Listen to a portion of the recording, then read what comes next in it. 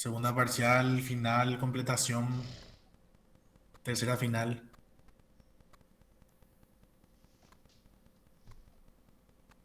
Bien, vamos a arrancar nomás ya entonces para aprovechar un poco del tiempo. Mi cámara no funciona atrás. Siempre que Guille me pasa el link, no funciona mi cámara.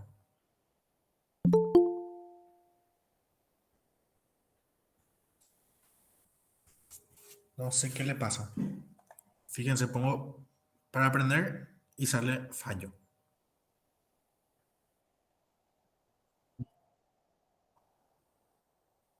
No sé qué puede ser. Bien, hoy vamos a ver un poquito. No sé si ya está grabando, si pones para grabar ahora. Súper. Vamos a ver un poco el cálculo del tamaño muestral, que es la típica pregunta, ¿cuántos participantes necesito para mi estudio? Una clásica pregunta de todos, ¿verdad? Y la verdad que es difícil responder siempre esa pregunta, ¿verdad? Por el hecho de que no hay un número estándar para para el tamaño muestral, ¿verdad? Y eso se calcula siempre o en la mayoría de las veces se calcula con una fórmula, eh, o con varias fórmulas, si hablamos en general, ¿verdad? Porque cada estudio tiene su fórmula para calcular el tamaño muestral mínimo, ¿sí? Entonces, vamos a hacer un repaso general para refrescar un poco la memoria. En cuanto a los conceptos de la población, muestra, unidad de análisis, marco muestral, muestreo y aleatorización, ¿verdad? En, en el, porque son los conceptos que se utilizan a la hora de realizar o son los conceptos importantes a la hora de realizar el cálculo del tamaño muestral, ¿verdad? Entonces, nosotros tenemos un universo que se trata de de todo el universo en sí, ¿verdad? En, en cuanto a lo que a lo que va destinado nuestra investigación. Tenemos una población diana, que serían toda la población en sí, ¿verdad? Accesible y no accesible. Tenemos la población accesible, que es a la cual nosotros sí podemos acceder. Y tenemos una muestra que se supone que esa muestra debe ser lo más representativa posible de la población, ¿verdad? Y ahí la palabra clave es representativa. Si nosotros no conseguimos que nuestra muestra sea representativa de la población, no vamos a poder llegar a esa generalización de los resultados, porque se supone que en nuestro estudio nosotros queremos generalizar a toda la población. Y bueno, por el hecho de que de repente nuestras poblaciones son muy grandes, ¿verdad? Por ejemplo, todos los habitantes de Asunción y Gran Asunción, ¿verdad? Y eso dificulta que nosotros podamos acceder a todos los habitantes entre Asunción y Gran Asunción, es donde se decide trabajar con una muestra. Ahora, esta muestra debe ser necesariamente representativa, como para que nosotros podamos llegar a una generalización y podamos decir todos los habitantes de Asunción y Gran Asunción tienen, qué sé yo, niveles bajos de ansiedad, niveles medios de ansiedad, o lo que sea nuestra variable de estudio, ¿verdad? Entonces, esa es la importancia que tiene la representatividad de una muestra. Entonces, una muestra es un subgrupo de la población, se utiliza por economía de tiempo y recursos, implica definir una unidad, o sea, definir la unidad de análisis. La unidad de análisis, recuerdan que es una sola, un solo individuo de lo que nosotros vamos a estudiar, ¿verdad? Es un solo estudiante de psicología de la Facultad de Filosofía, por ejemplo. Es un solo o una sola persona que reside en Asunción y Gran Asunción. Entonces nosotros tenemos que definir primeramente esa unidad de análisis. Requiere delimitar la población para generalizar resultados y establecer parámetros, lo que ya les mencioné recién. Este gráfico también nosotros ya habíamos visto. Nosotros tenemos una población, ¿sí? Con diferentes características, cada persona. Entonces, para que esto sea representativo, nosotros deberíamos de tomar una muestra, perdón, para estudiar a esta población, nosotros deberíamos de tomar una muestra representativa de todas las personas que están acá con sus diferentes características, ¿sí? Entonces, por ejemplo, agarramos dos personas de ambos sexos con, con colores iguales, ¿verdad?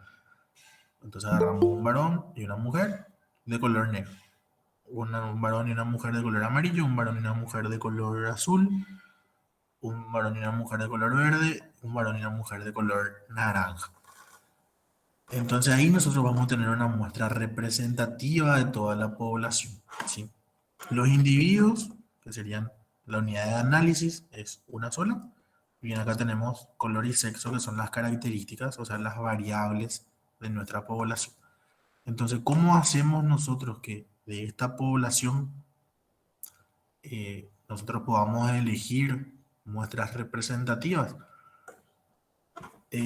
A través de los muestreos. ¿Sí? ¿Recuerdan los muestreos que teníamos nosotros, el tipo de muestreo probabilístico y no probabilístico? Bien, así nosotros vamos a ir eligiendo, ya sea con algún tipo de muestreo probabilístico o con algún tipo de muestreo no probabilístico. Vamos a ir eligiendo nosotros de acuerdo a las características de cada, de cada sujeto. Y bueno, eso es en cuanto a la elección de los participantes. Y después viene la pregunta, la clásica pregunta, ¿cuántos tenemos que elegir? Y bueno, y para eso se hace el cálculo del tamaño muestral para saber cuántos mínimamente nosotros deberíamos de elegir. Entonces tenemos nosotros lo que es la población en sí, tenemos una selección de esa población a la cual nosotros le llamamos muestra y esta muestra sirve para realizar inferencias. ¿Qué quiere decir eso? Que a través de los resultados que uno obtenga con esta muestra, va a poder inferir las características o los resultados obtenidos a la población total. Los tipos de muestreo, como ya mencioné hace rato, son probabilísticos y no probabilísticos. En los probabilísticos se requiere precisar el tamaño de la muestra y también se requiere una aleatorización. En cuanto a los no probabilísticos, se seleccionan participantes por uno o varios propósitos. No pretende que los casos sean representativos de la población. Si los casos no son representativos de la población, entonces generalmente no se van a poder generalizar los resultados. Esa es una de las, de las cuestiones importantes que se tienen a la hora de trabajar con un muestreo no probabilístico, ¿sí? ¿Por qué? Porque pueden haber sesgos a la hora de la selección de la muestra. Entonces, para no equivocarnos tan grande con nuestras conclusiones y con nuestras generalizaciones, es que no se pretende generalizar esos resultados, ¿sí? Porque pueden existir un montón de sesgos, porque no hay aleatorización. Entonces, a la hora de elegir a los sujetos, en cuanto a las características de cada uno, es donde pueden haber errores. Que ya habíamos hablado también nosotros en clase de eso. Entonces tenemos el muestreo aleatorio simple, el muestreo sistemático, el muestreo aleatorio estratificado, por racimos o conglomerados y el polietápico. Cada uno habíamos ya definido hace dos o tres clases más o menos. Y luego tenemos el muestreo no probabilístico, que son por cuotas, por conveniencia, propósito,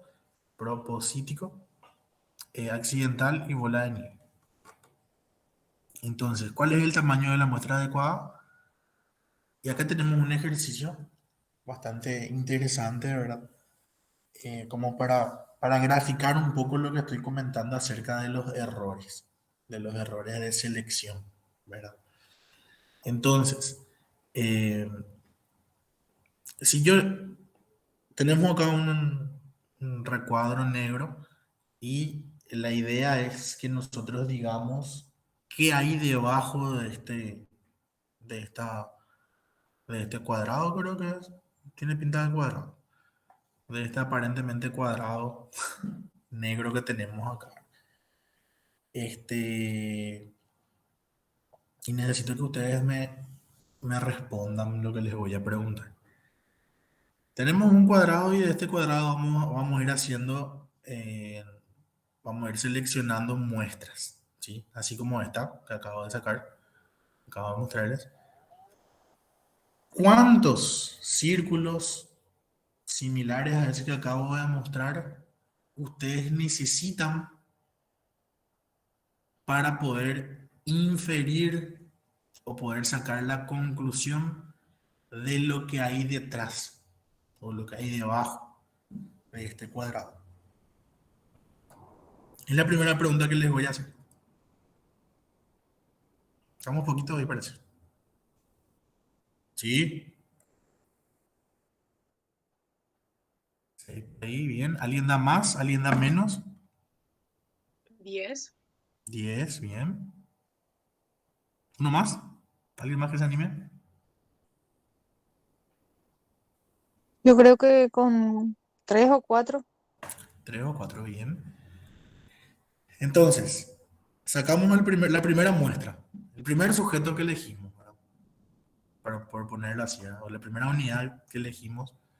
Y notamos que es marrón con una textura ahí medio, no sé cómo se llama eso en texturas, pero con una textura así medio áspera, ¿verdad? A mí por lo menos me da la sensación que es áspera. Bien, luego sacamos tres más y vemos como acá va cambiando de marrón un poco más oscuro a un marrón un poco más claro, pero la textura sigue siendo igual, ¿verdad? Seis creo que me había dicho Guille. Uno, 2, 3, 4, 5, 6, 7. Acá sacamos 8 lo Guille. ¿Ya estás de acuerdo vos entonces como para poder sacar tus conclusiones, ¿verdad?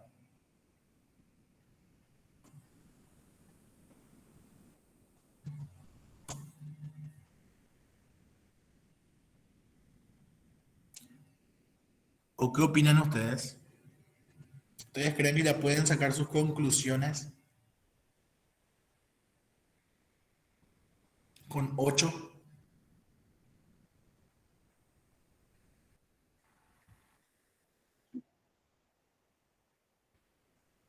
Ya, pero todo marrón y todo con la misma textura, ¿verdad? Todo parece similar. Bien. Me dijeron 8. No, me dijeron 6, 10. ¿Y el último número cuál era? Ya. Entonces ustedes ya creen que van a poder sacar, entonces ya van a poder concluir qué es lo que hay en el fondo, ¿verdad? Como vemos, estos 8 circulitos que tenemos ahí son iguales entre sí, ¿verdad? O tienen cuestiones homogéneas entre sí. Es cierto. Son marrones, algunos marrones un poco más oscuros, pero marrón al fin. Otros marrones un poco más claritos, pero marrones al fin. Y la misma textura, ¿sí? Así como que áspero. Una muralla áspera. Ujú. Entonces, ¿estamos en condiciones para decir cómo es lo que hay debajo? Con estos 8 elementos que elegimos.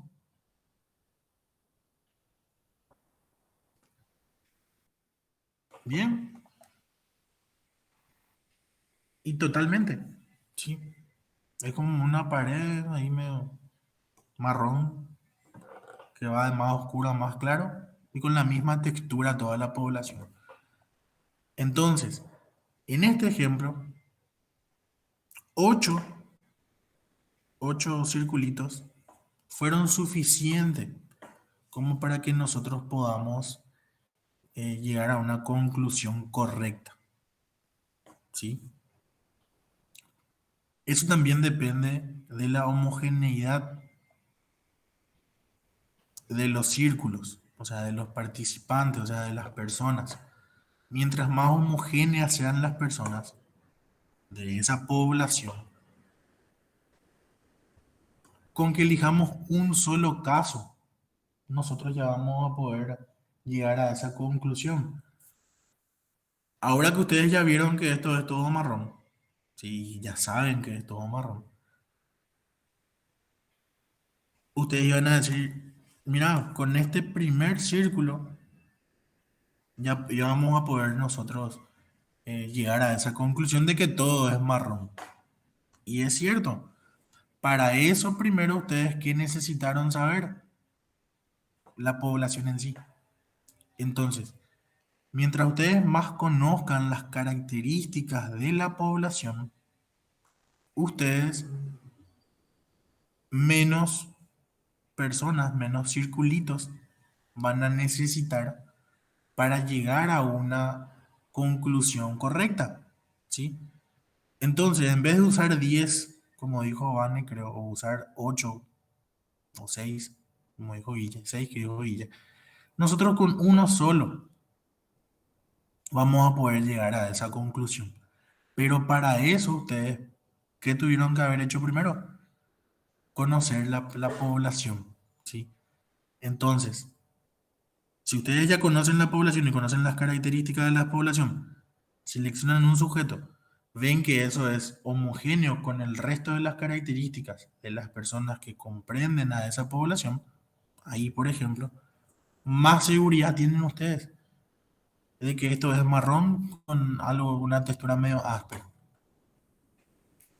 Eso es lo que se busca, ¿sí? Eso es lo que se busca siempre. Se busca que estas muestras que nosotros vamos a ir seleccionando sean lo más parecido a la población, sea lo más homogéneo a la población, sea lo más representativo de nuestra población, ¿sí?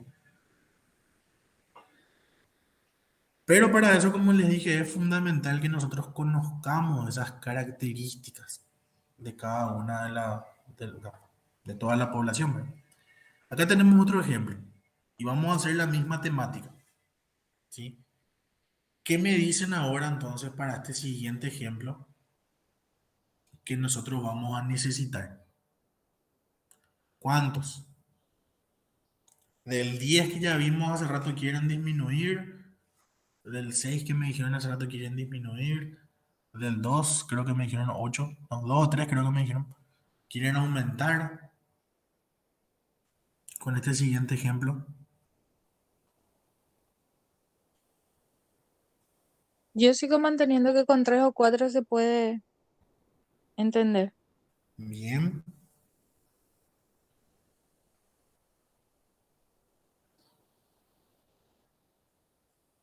bien,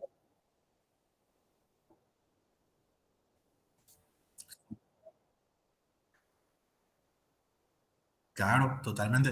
Acá todavía no conocemos la población, todavía no conocemos las características de la población. Entonces vamos a la primera selección. Ya vinieron tres. ¿Qué me pueden decir? ¿Cómo sería el fondo? Clarito, no sé, una pared blanca, ¿Sí? ¿Textura? Lisa. suave, Suavecita. liso. Bien. Vamos a uno más. Ahí tenemos uno, dos, tres, cuatro, cinco, seis. ¿Tu conclusión, Guille?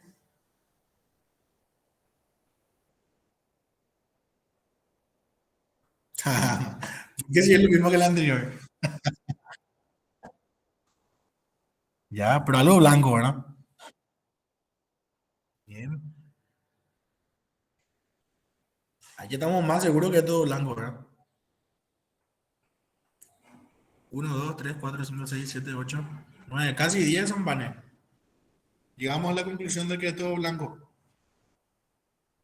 Y sí, Hay circulitos por todas partes.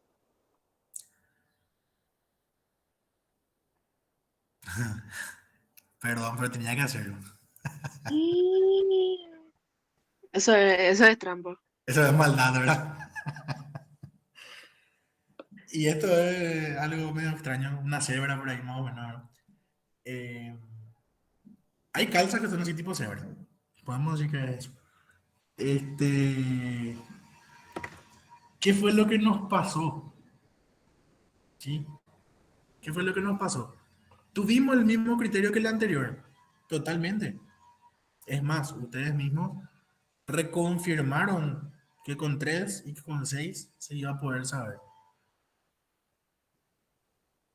Y bueno, agarramos 9 luego y los 9 nos decían que eran blancos. Pero ¿qué pasa? No fueron representativos estos círculos, ¿sí? No fueron nada representativos. Bien, entre ellos son todos homogéneos y espectacular, pero no son representativos de lo que es verdaderamente la población, ¿sí? Y eso es lo que suele pasar cuando nosotros utilizamos un muestreo no probabilístico, cuando no es aleatoria nuestra selección de la muestra. Y eso es lo que suele pasar también cuando los criterios que utilizamos a la hora de elegir a los participantes no son adecuados. Es como que yo diga, bueno, voy a estudiarle a todos los psicólogos. La población van a ser psicólogos. Y qué sé yo. El nivel de depresión en psicólogos del Paraguay. Y yo me voy exclusivamente a la Facultad de Filosofía y me voy exclusivamente al turno tarde y les aplico a todo lo del quinto segunda de psicología clínica. ¿Sí? Entonces yo solamente le apliqué a los quinto segunda de psicología clínica que entre ellos tienen características homogéneas. ¿Sí? Entre ellos son similares en algunas cuestiones, estudian psicología, tienen un promedio de edad aproximado, en cuanto al sexo van medio balanceados también, ¿sí? Entonces son homogéneos entre ellos, eh, hacen prácticas juntos, dan la misma materia, qué sé yo, ¿verdad? Prácticamente los mismos horarios, ¿verdad? Y solamente a ellos les elegí, que son así muy homogéneos entre ustedes, ¿verdad? Por ser el mismo curso, ¿verdad? Pero me olvidé del resto del país, pero no tuve en cuenta el resto del país. Es más, ni siquiera tuve en cuenta el resto de los estudiantes de psicología de la Facultad de Filosofía. Entonces yo digo, sí, niveles bajos de depresión. ¿Qué pasa? No son representativos de todo el plantel de psicólogos, de todos los profesionales que hay en el país, ¿sí? ¿Y qué es lo que pasa en el país? Esto, donde los blancos son niveles bajos de depresión y los negros son niveles altos de depresión. Y hay de todo, pero no tuvimos en cuenta a la hora de seleccionar a los participantes del estudio. Entonces, hay que tener en cuenta la característica de la población, que es lo que les mencioné cuando vimos el, el primer ejemplo. Y ahora con esto, ¿sí? ¿Cuántos casos necesito para tener una muestra representativa? Y tenemos un montón de botones negros. ¿Cuántos creen? ¿Seguimos con los de 3 botones? ¿Seguimos con los de 6 botones o con los de 10 botones?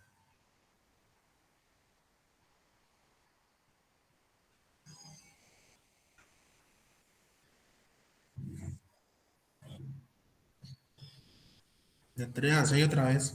Bien.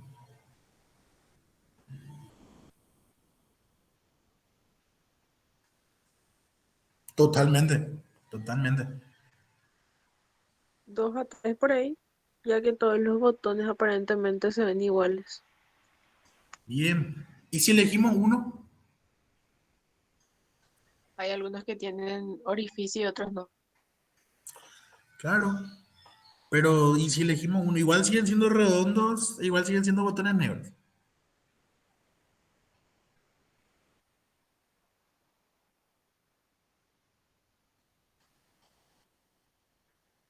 Bien, sí, se puede.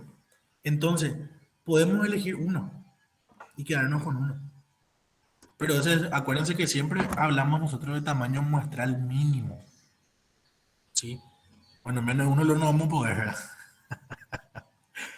Pero eh, podemos elegir uno y ya cerramos el boliche, ¿sí? Porque son todos botones negros y viendo las características, son homogéneos entre sí. Todos son botones y todos son negros y todos son redondos, ¿sí? Entonces podemos nosotros elegir un solo botón redondo y negro y sacar las conclusiones de que el resto de los botones son similares, son homogéneos. Sí, entonces mínimamente nosotros podemos trabajar con un solo botón. ¿Recuerdan el ejemplo, el primer ejemplo? Con este círculo, una vez que ustedes ya vieron la población que era así, ustedes con un círculo ya podían decir que lo que hay abajo es una pared áspera marrón, porque ustedes ya vieron todo el resto de la pared y ya saben.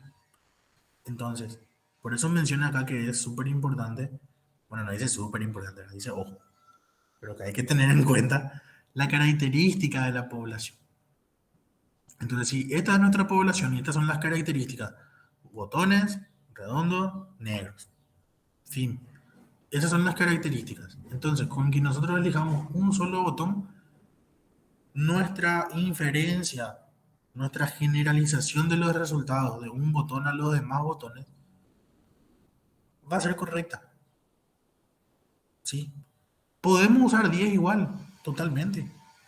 Podemos usar 15 igual, totalmente. Es más, si nosotros contamos los botones que vemos acá, no son muchos, ¿verdad? Vamos a suponer que hay 25 botones o 20 botones. Vemos los 20 botones y nosotros tenemos acceso a esos 20 botones. Podemos trabajar con los 20 botones y trabajaríamos con la población, ya no trabajaríamos con una muestra.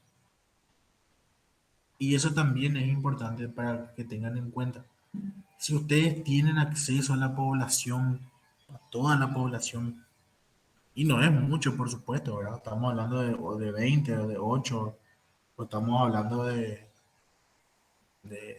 100 igual, ¿verdad? Pero que tenemos acceso a esos 100 de una manera sencilla y eficaz, ¿verdad? Trabajemos con la población en sí, siempre y cuando sea fácil, ¿sí? Acuérdense que la muestra simplemente existe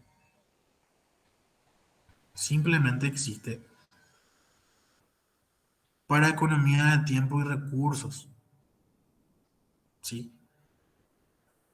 Si nosotros no nos va a hacer tanto estrés en cuanto al tiempo y a los recursos, de acceder a lo que es la población, trabajemos con la población, si es que nos va a hacer tanto estrés en tiempo y recursos. Entonces ahí nosotros ya no vamos a generalizar, porque el resultado que tenemos ya es el resultado de la población. Ya no vamos a necesitar generalizar los resultados porque esos resultados ya es de la población, ¿sí? Y ya vamos a establecer los parámetros de una sola vez. Ahora, cuando vamos a trabajar con adultos jóvenes de Asunción y Gran Asunción, donde no vamos a poder acceder así nomás o así de fácil nomás a toda la población, bien, ahí viene la muestra. Y ahí es necesaria la muestra. Entonces, para estos casos donde nosotros sabemos que las características de la población son homogéneas entre sí, con un solo caso basta, pero deben de ser homogéneas. Y para eso nosotros tenemos que tener en cuenta y conocer las características de esa población. Bien, y acá tenemos otro ejemplo, donde ya tenemos botones de más colores, o sea, tenemos más características. Todos son botones, exacto, todos son personas, pero cada persona tiene su característica diferente. Bien, cada botón tiene su color diferente. Entonces acá pueden ser estratos. Entonces ahí nosotros vamos seleccionando. Si vemos que todos estos son iguales, bien, uno o dos botones ya estamos. Vemos que todos estos son iguales, uno o dos botones ya estamos. Vemos que estos son iguales, uno o dos botones y ya estamos. Así vamos a sacar una o dos personas de cada estrato para tener nosotros al final nuestra muestra total de cada uno de los estratos. Esto es lo más similar posible al grafiquito que teníamos acá de las personitas con los colores. Por acá no está. Esta. ¿Sí? Véanle nomás a estas personas con forma de botón. Y tenemos las personas con colores y tenemos los botones con colores. Bien, elijamos uno o dos de cada uno de los colores y ahí tenemos nuestra muestra. Y esta muestra va a ser representativa de la población de botones o de la población de personas. Bien, ¿qué factores entonces definen el tamaño? Ustedes tienen clase ahora, ¿verdad? Y cuarto. Bien, por lo menos vamos a llegar a la parte teórica. Eh, entonces, ¿qué factores definen el tamaño muestral? Primero que nada, el nivel de confianza, también la variabilidad del estudio o de la variable, y también el error. Entonces, el tamaño muestral que se quiere calcular es directamente proporcional al nivel de confianza que nosotros vamos a elegir. También es directamente proporcional a la variabilidad del, de nuestra variable, ¿verdad? De nuestra variable de estudio. Y es también inversamente proporcional al error estimado. Acuérdense que siempre vamos a ir trabajando nosotros con errores. Y la idea es, obviamente, minimizar lo más que se pueda ese error y maximizar lo más que se pueda ese nivel de confianza con el cual nosotros vamos a trabajar. Entonces, acá tenemos nivel de confianza y tenemos error de precisión. Bien, estos son los niveles de confianza, ¿verdad? O de seguridad, o certeza también, como se le conoce, certeza, nivel de confianza o seguridad, con los cuales generalmente se trabajan, ¿verdad? Del 90%, del 95% y del 99%. No sé si recuerdan ustedes en psicometría que en alguna de las clases que tuvimos, nosotros mencionábamos que en ciencias sociales nosotros íbamos a trabajar siempre al menos que el ejercicio diga lo contrario, pero siempre íbamos a trabajar con 95% de seguridad, o sea, de nivel de confianza. Y bueno, ¿y qué implica eso? Si nosotros trabajamos con un 95% de nivel de confianza, un 95% de certeza de que lo que nosotros estamos haciendo realmente se debe al estudio que estamos haciendo y que realmente es así, implica que nosotros tenemos un 5% de error, ¿sí? Implica que nosotros, así como tenemos un 95% de certeza, le estamos dando un 5% al error, ¿sí? ¿Qué implica eso? Implica que hay un 5% de posibilidades, de probabilidades, de que nuestro resultado haya sido el que fue por algún error X que ocurrió por el camino, ¿verdad? Que se pudo haber dado por el azar, coincidencia. Entonces nosotros en ciencias sociales acostumbramos a trabajar con el 95% de confianza, ¿sí? Con un nivel de confianza del 95%. acostumbramos a trabajar. En medicina se acostumbra a trabajar con el 99%, ¿sí? O sea, ellos le dejan solamente 1% a ese margen de error. Claro, en medicina debería ser un poco más exacto en cuanto a lo que es medicamento y cosas así. Imagínense las vacunas, cuestiones así. Bueno, ellos le dejan solamente como máximo 1% de error, como máximo. Eh, de hecho que las vacunas, eso también, obviamente son todos menores, los errores que pueden llegar a tener o, o los problemas colaterales que pueden ocasionar, siempre es menor al 1%. O si no, eso no se lanza al mercado. Bien, medicina es un poco más exacto en cuanto a sus investigaciones, en cuanto a fármacos y eso. Nosotros en psicología no podemos ser así de exactos porque el ser humano es mucho más cambiante que su organismo, ¿verdad? La parte biológica del organismo del ser humano, prácticamente en todos los seres humanos funciona de la misma manera, ¿verdad? Entonces, y nosotros como personas nosotros mismos somos diferentes de nosotros mismos cada día, cada hora, cada tiempo, ¿verdad? Entonces, damos ese margen del 5%. Igual es mucho, pero no igual es poco, pero igual es poquito ese 5%. Eh, bien, y estos niveles, tanto de confianza como los errores, tienen sus valores predeterminados, ¿sí? Estos generalmente aparecen siempre en los libros de estadísticas hacia el final, ¿verdad? O en los mismos artículos, pero siempre están esos valores, ¿verdad? Entonces, si nosotros vamos a trabajar con un nivel de confianza del 95%, su valor es 1,96. Y eso no cambia, eso no se altera. Eso es así acá, en Jamaica y en Groenlandia, ¿sí? Siempre, si vamos a trabajar con un nivel de confianza del 95%, su valor va a ser 1,96. Y en cuanto a lo que es error o precisión, bien, si trabajamos con el 95% de confianza, ¿cuánto nos falta para el 100%? Nos falta un 5%, ¿sí? Entonces ese error del 5% equivale a 0,05 o 0,05, ¿sí? Entonces, error muestral y tamaño de la muestra.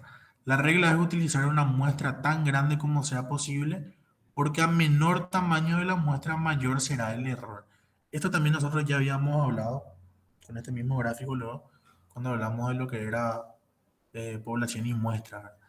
Entonces, la idea siempre es que mientras más grande sea nuestra muestra, más pues nos acercamos a la población.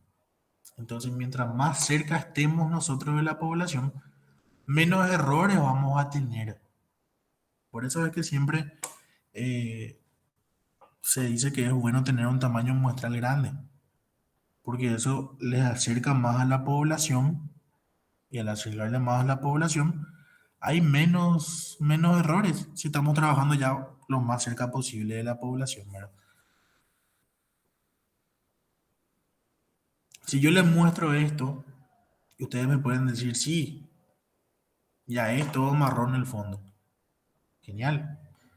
Ahora, si yo les muestro esto, ustedes con más certeza me van a decir que todo el fondo es marrón, porque ya estamos más cerca de lo que es. Y si yo acá les dibujo 20 círculos con más certeza otra vez me van a decir ustedes que el fondo es marrón. Porque mientras más cerca estén de la población, va a haber menos chance de equivocarse, va a haber menos error, ¿sí? Lo mismo acá. Si yo acá les dibujo 20 círculos más, es posible que por lo menos unos cuantos círculos de esos 20 caigan en la parte negra, ¿sí? Caigan así en la parte negra. Entonces van a tener ustedes círculos blancos y círculos negros. ¿Cuál ya iba a ser la conclusión de ustedes ahí? Bueno, un fondo de libertad o un fondo de Olimpia, ¿verdad? Y queda algo similar, ¿verdad? Pero, por eso, mientras más cerca estemos nosotros, mientras más grande sea la muestra, más cerca vamos a estar en la población y va a haber menos error. Y siempre los cálculos que hacemos nosotros del tamaño muestral, siempre son, siempre son cálculos mínimos. ¿Sí? O sea, el tamaño mínimo muestral. Bien, esta es una fórmula. Estamos hablando de estudios descriptivos.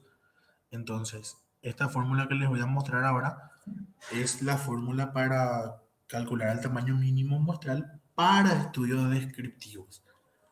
Más adelante vamos a ver para estudios correlacionales y también vamos a ver para estudios de comparaciones de grupos. ¿Sí? Entonces, fórmula general bajo muestreo aleatorio simple.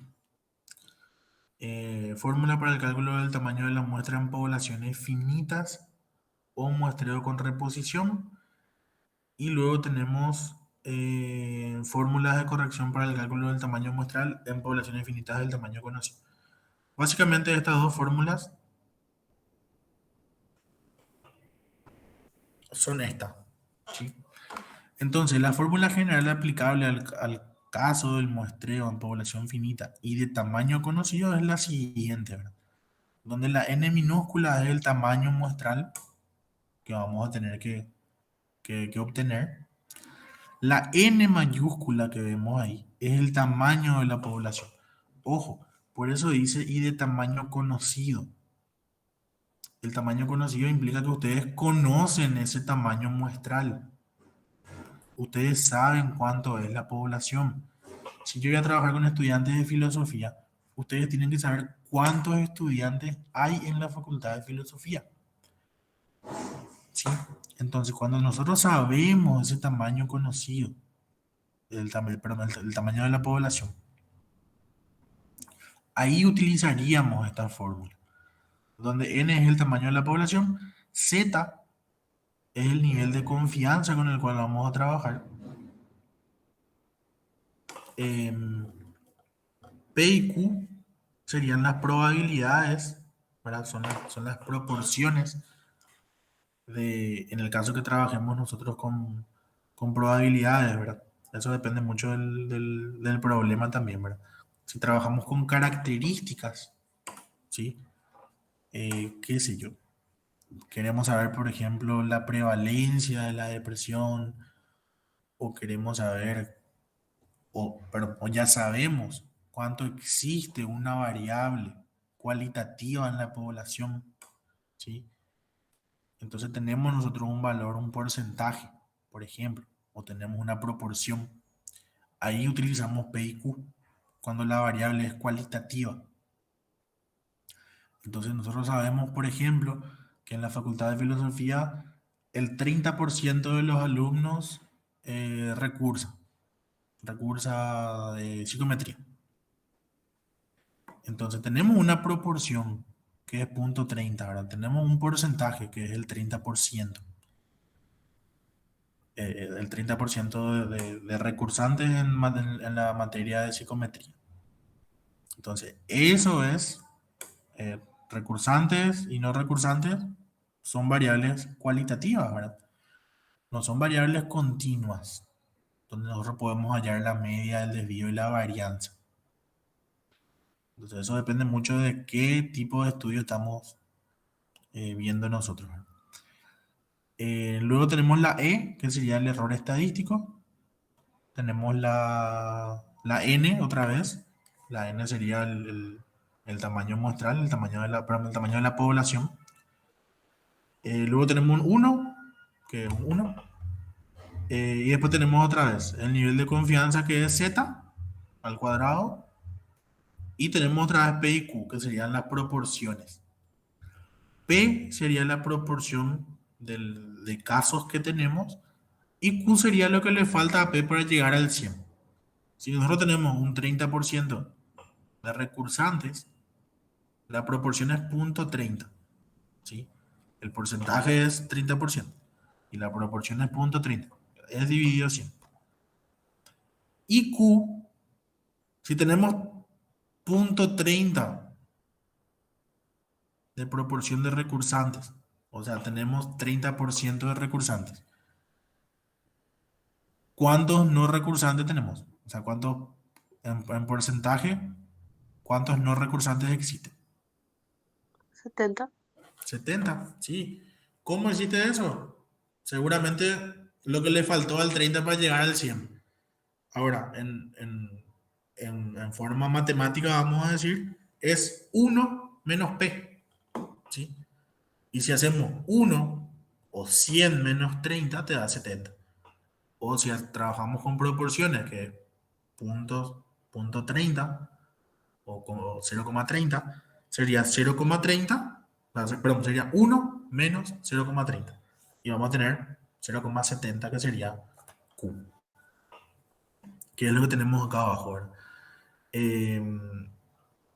Para proporciones, la S, ¿verdad?, se reemplaza por P por Q, donde P es P, y va a ser P porque es el dato que te da el problema.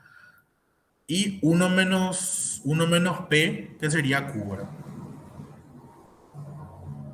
1 menos P.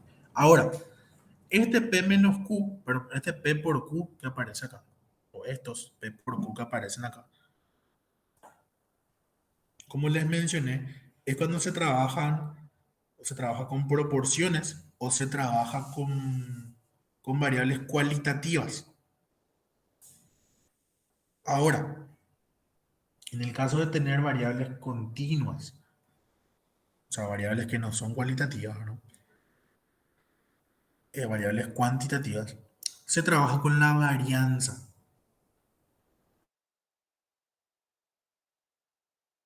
La variabilidad se trabaja con la varianza y se pone el valor de la varianza, ¿verdad?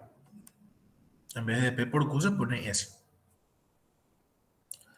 Y eso depende siempre del ejercicio que tengamos, ¿verdad? No tenemos más tiempo, ¿verdad? Mm. Bien. Entonces yo le aviso a la profe que llegué hasta acá y el miércoles con ella van a desarrollar entonces la parte práctica que serían estos ejercicios, ¿verdad? Básicamente el ejercicio es identificar lo mejor posible cada una de las características, cada uno de esos datos, ¿verdad? Y después es simplemente aplicación de fórmula. No hay mucho secreto. El secreto es identificar de la manera correcta, ¿verdad?, cada uno de esos datos. Pero una vez que alguien, o sea, una vez que identifiquen bien, es simplemente aplicación de fórmula. Esto de todas maneras, nosotros les mostramos como para que ustedes vean de dónde salen. Pero actualmente existen ya planillas o plantillas que te hacen el cálculo así. Vos cargar los datos y pum, ya te arroja. Entonces, no se preocupen tanto por, por por estas fórmulas, ¿verdad? Igual no es tan complicado. Como ven, es una multiplicación, se eleva al cuadrado un número que ni siquiera es necesario que eleve al cuadrado porque acá ya tenés el valor al cuadrado, 3,84, ya sabes que vale z al cuadrado, lo mismo el error, 0,0025. Eh, el valor P, si es proporción, te va a dar luego el ejercicio y vos lo que tendrías que hacer es 1 menos P, ¿sí?, para tener el valor de Q. Entonces acá es todo multiplicación. Este valor de e al cuadrado ya vimos que te da también o sea, que ya es un número estándar. E al cuadrado ya es un número estándar, vemos también eso. La n es el tamaño conocido, el tamaño muestral conocido, que tenemos que conocer de alguna manera, ¿verdad? El uno es un 1 y después se repiten los mismos valores y es la aplicación de fórmula nada más, sino que lo, entre comillas, tedioso es identificar esos valores, ¿verdad? Pero no es para nada tedioso, o sea, no es para nada difícil el poder identificar. Bien, les dejo entonces para psicometría. ¿Alguna pregunta, duda, comentario para cerrar?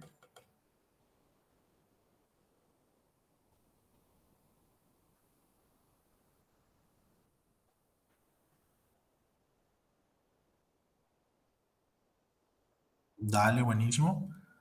¿La demás compañera? Por mi parte, todo bien. Súper. Bien, entonces el miércoles le digo a la profe para que ya arranque desde ahí nomás la parte del ejercicio práctico. Ahí con ella van a ver cómo identificar cada uno de esos datos y bueno, cómo resolver el ejercicio. Bien, quedamos así entonces. Dale, dale, buenísimo. Saludos al profe Nico. Dale.